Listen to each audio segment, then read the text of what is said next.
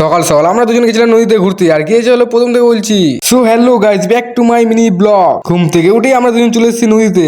নদীর মাঝে ছোট্ট একটা রাস্তা, সেইটা দিয়ে হেঁটে যাচ্ছি। চারিদিকে এত কুয়াশা, ভালো করে কিছু দেখা যাচ্ছে না।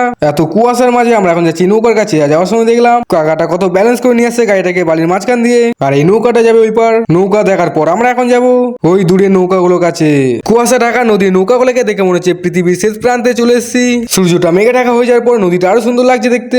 আর আমরা দুজন চলে এলাম, ওকে ছেড়ে দিয়ে চলে এসেছি আমি নৌকাগুলোর কাছে। আর ও আসতে এখনো ভয় খাচ্ছে।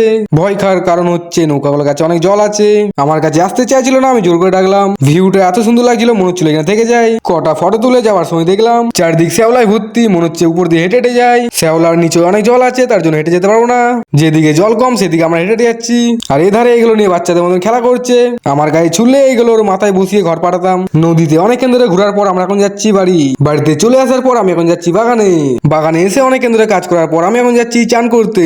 তো আমার চান করা কমপ্লিট, খাবার খেয়ে আরো যাচ্ছি বাগানে কি করতে, গাছে জল দেওয়ার জন্য। তো এখন দেবো জল। মিনি ব্লগটা শেষ করছি, বাই বাই।